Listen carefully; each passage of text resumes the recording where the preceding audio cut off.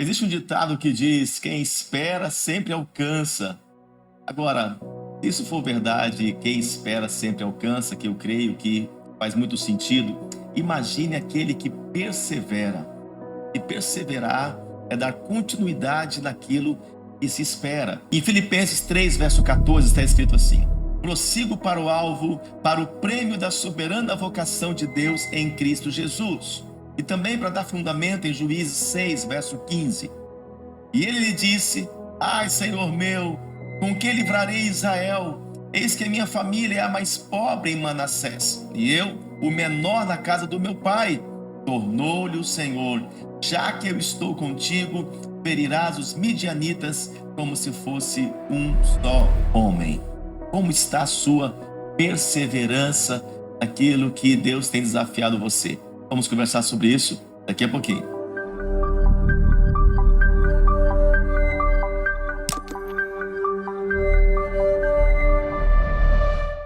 Shalom, shalom, queridos. Espero que vocês estejam bem. Sejam muito bem-vindos ao canal no YouTube, esse meu canal. Espero que você já tenha assinado. Se você não fez ainda, se inscreva. Também ative o sininho para você receber notificações quando tivermos sempre algo novo, uma palavra nova, uma ministração nova para edificar e fortalecer a sua vida.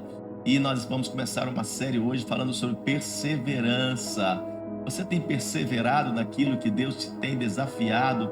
Você tem perseverado naquilo que é a sua vida conjugal, na sua família, no seu ministério?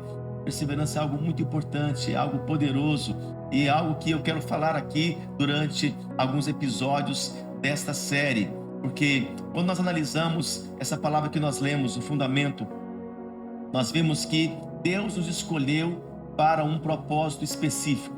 Assim como Deus escolheu a Paulo para um propósito específico, assim como Deus escolheu a Gideão para um propósito específico.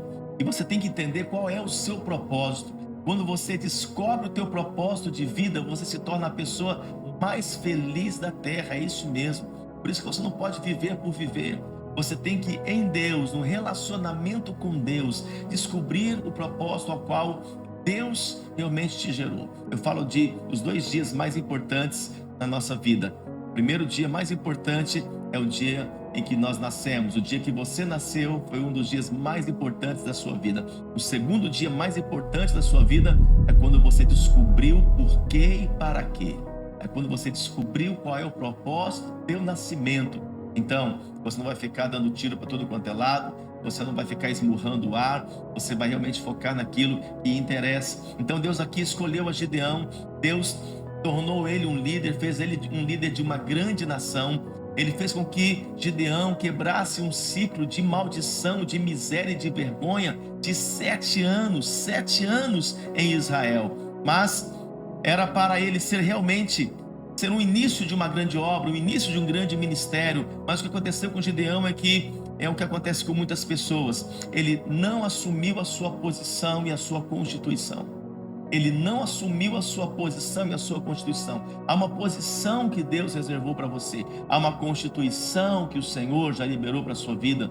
E Gideão, quando você estuda as Escrituras Sagradas, você vai ver que ele apenas viveu esse tempo, esse momento, esse evento na vida dele.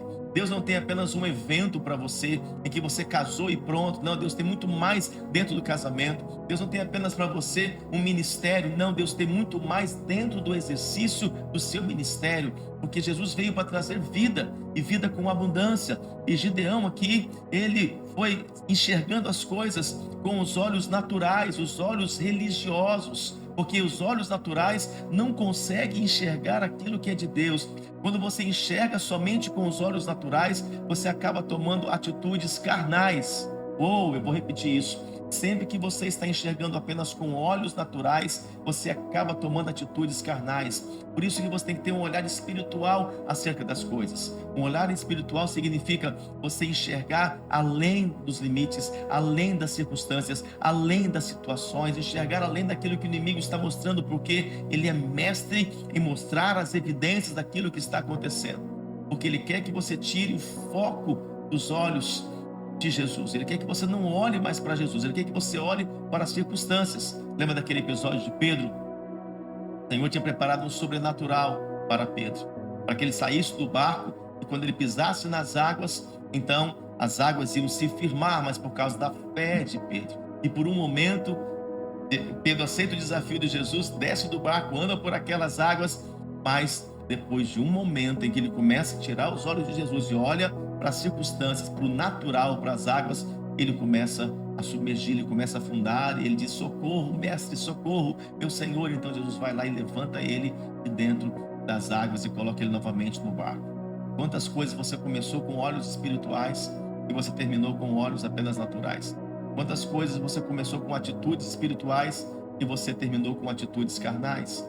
É por isso que você tem que dar continuidade àquilo que um dia você começou. Porque Gideão, ele esqueceu da visão de que ele era um ungido. Nunca esqueça da visão de que você é um ungido de Deus. Você é um escolhido de Deus. Você foi escolhido desde o ventre da tua mãe. Salmo 139, 16. Você era uma substância ainda informe, diz a palavra, ou seja, um feto. E o Senhor já escreveu os seus dias, determinou os seus dias. Ele já falou daquilo que você seria, ele determinou o que você seria. Então, quando você se encontra, porque você se encontra quando você se encontra com o teu Criador. Uau, é isso. Quando você se encontra, porque se encontrou com o teu Criador, então você passa a marchar em direção àquilo que é o seu destino, então você acessa aquilo que é o propósito de Deus. Agora, o que é necessário para avançar? Para você viver essa perseverança, você tem que avançar. É isso mesmo. Eu quero falar sobre essa perseverança apostólica. Em Marcos 2, verso 21, anote isso. Para você avançar, é necessário ter atitudes novas diante dos problemas velhos. Eu sei que estou ministrando para algumas pessoas agora que estão vivendo os mesmos problemas. Sempre os mesmos problemas. Algumas pessoas que chegam até mim e falam: apóstolo, todo mês de agosto eu vivo esse problema, todo mês de setembro eu vivo esse problema, todo começo de ano, todo final de ano eu vivo os mesmos problemas. Então é necessário ter atitudes novas diante de problemas velhos. O inimigo, ele é cíclico, ele vai remontando situações de anos passados, mas você não pode ter as mesmas atitudes. E aqui em Marcos 2, verso 21, está escrito assim: ninguém costura remendo de pano novo em veste velha, porque o remendo novo tira parte da veste velha e fica maior a rotura. Evangelho não é remendo, evangelho é renovo. Deus tem novidades para você, Ele tem uma estratégia nova, Ele tem novas estratégias para novas conquistas, para cada batalha uma estratégia nova. Deus não fica repetindo as estratégias, por isso que você vê várias conversões, várias curas, vários milagres, sempre foi uma novidade, algo novo para o Senhor. Então não se muda situações, querido, continuando com as mesmas atitudes. Então, quando você ouve sobre a história de Josué e Caleb, eles agiram totalmente diferente de atitudes dos 10 espias. Então, cuidado com as atitudes coletivas, cuidado com o sentimento coletivo das pessoas, em que muitas vezes você vai porque o outro foi, você fala porque o outro fala, você age porque o outro agiu, você abre um negócio porque o outro abriu e deu certo. Isso não for o que Deus tem para você. E uma das piores coisas é você dar certo naquilo que Deus não está aprovando. Então tem coisas que vai dar certo para um, mas não vai dar certo para outro. Tem coisas que Deus tem para um que não tem para outro, mas Deus tem algo que é seu e você tem que descobrir isso. Abraão também, quando estava incrédulo na tenda, ele ouviu a voz do Senhor, saiu da tenda e se posicionou para crer. Ele se posicionou, ele tomou uma atitude. Então não fique esperando que as coisas aconteçam. Há uma frase que a gente gosta muito de usar, né? Se Deus quiser, sim, é lógico, se Deus quiser, mas onde está o teu movimento? Onde está a tua atitude de fé? Porque Deus exige isso de nós. Em Josué 14, verso 13, fala aqui ainda: Josué o abençoou e deu a Caleb, filho de Jefoné, Hebrom em herança. Portanto, Hebrom passou a ser de Caleb, filho de Jefoné, o quenezeu, em herança até o dia de hoje, visto que perseverara em seguir o Senhor, Deus de Israel. Olha só, agora Caleb tinha recebido de Deus um monte, mas são tantas referências que nós temos com relação, querido, a você avançar. Por isso que eu li aqui no início, Paulo disse: portanto, prossigo para o alvo, prossigo para o alvo. Ele disse: eu estou avançando, eu estou tomando atitudes, eu estou me movimentando, não estou parado. Então Caleb aqui, ele não estava desocupado esperando que ele e seus filhos fizessem alguma coisa, mas ele fez algo. Caleb, ele não ficou olhando para as circunstâncias, para as situações, mas ele tomou uma atitude, ele tomou um posicionamento. Não importa as circunstâncias, não importa as impossibilidades que estão talvez ali diante de você, querido, o que importa é que você vai se posicionar.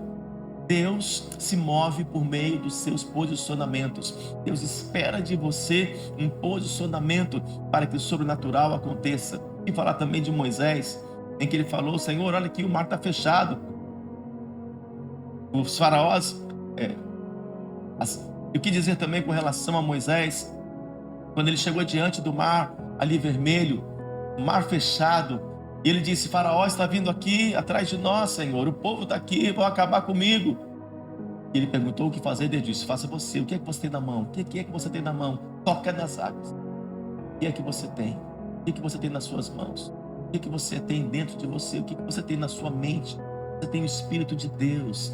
Então se movimente, use aquilo que você tem para trazer à existência aquilo que você precisa. Então tome a atitude certa. Entenda que em Canaã estão reunidos os piores inimigos.